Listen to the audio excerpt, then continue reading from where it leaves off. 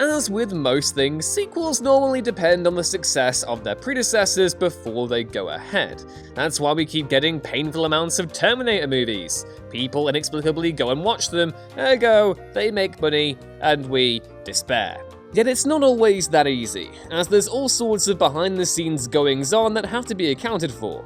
It's the same in video games too, when you'd think putting a sequel out would be easy when it's everything but. All sorts of different factors have conspired together to prevent a gaming revival from ever occurring. So, I'm Ewan, this is WhatCulture Gaming, and here are the 7 real reasons your favourite video games never came back. Number 7. Def Jam Fight for New York, the different record labels. Def Jam Fight for New York will, for me, always hold the title of fighting game you least expected to be amazing. Who would have thought beating Busta Rhymes into a pulp with Henry Rollins or throwing Snoop Dogg through a window would be so much fun? So, why haven't we had a snifter of a remaster or remake? Well, rappers and hip-hop artists are forever swapping contracts, igniting feuds and trashing each other in their songs. As a result, many of the artists in the game are no longer on the Def Jam label, which meant re-releasing the game would be a logistical nightmare. And let's not even get into the whole song rights thing either. Number 6. Legacy of KAIN, a lack of inspiration. Time hasn't been kind to the Legacy of KAIN series. Since the last real game, Defiance, it's not been an easy ride. Sure, we've had the online tie-in of sorts in Nosgoth, but no solid continuation. Since Crystal Dynamics have parted ways with the IP, there have been 3 cancelled titles since, the last being Dead Sun back in 2013. It's not like there isn't demand for the series, so what is it that's holding KAIN, Raziel and company from making a return? Well, since changing hands to Square Enix, indie director Phil Elliott has said that they are open to the idea of licensing the franchise out through its Square Enix collective service. So what's the problem? Well, it seems as though no one has come up with a good enough reason or story for them to warrant licensing it out. At least not as far back as early 2019 anyway. Number 5. Alpha Protocol. It's not the secret agent license that needs renewing. Obsidian's attempt at the third-person action espionage genre wasn't the most pleasantly received when it came out, but it has attained cult classic status in the years since its release. At its heart, the concept was there. A decent adventure wrapped up in multiple choice and character customization. It had some good ideas going for it. So, what's to stop Obsidian going back to the drawing board and bringing it all back? Or at the very least, put it back up on digital stores. You've probably guessed by now, but dun dun dun! Music rights yet again. It seems weird in a game like this, but you wouldn't expect a licensed soundtrack to be part of it. But here we are, putting skill points into optimism for Alpha Protocol 2 getting made. Number 4.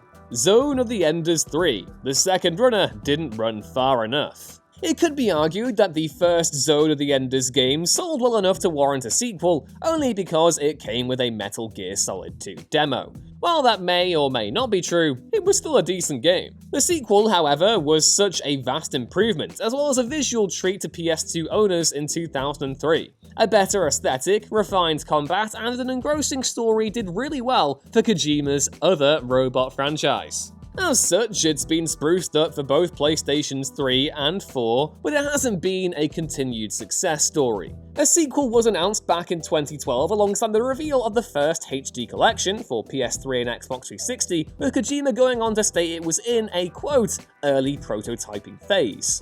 However, the response to the first HD collection wasn't as expected, which saw Kojima drop the sequel shortly after.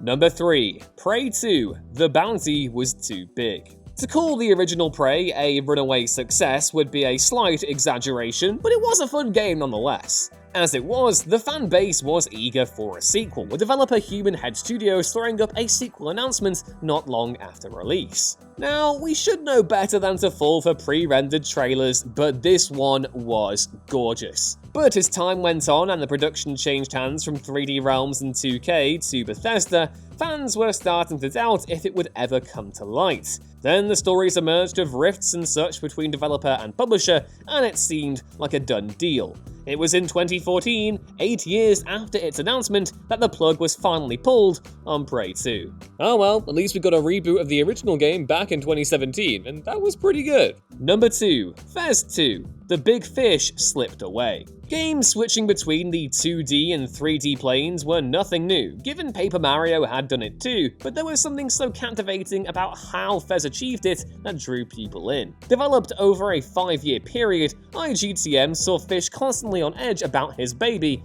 and rightly so. Sadly, that passion would also lead to provocation, which saw Fish effectively storm out of the industry in a whirlwind that took Fez 2 right with him. Given that Fish also owns Fez, there's no foreseeable hope of him selling the rights to someone else.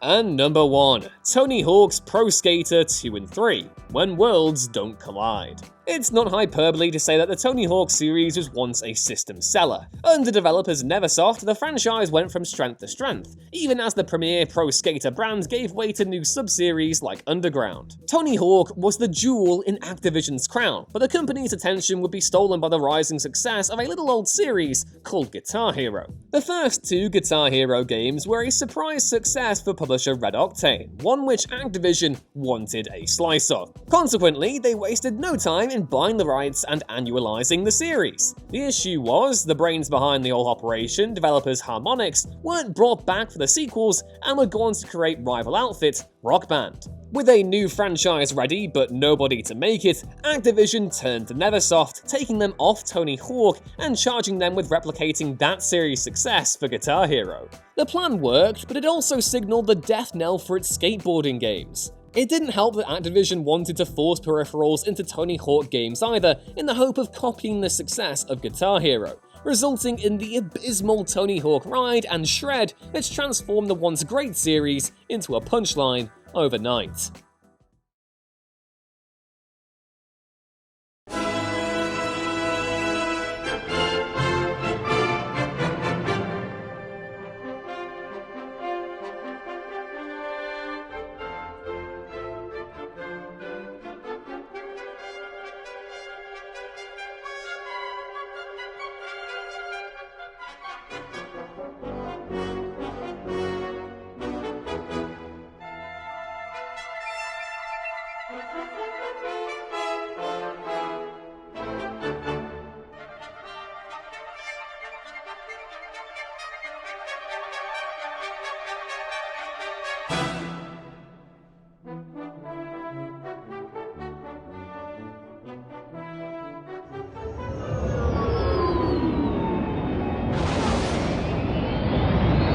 Hello there, I am the second best Ewan to be involved with Star Wars, and this is WhatCulture, your one-stop shop.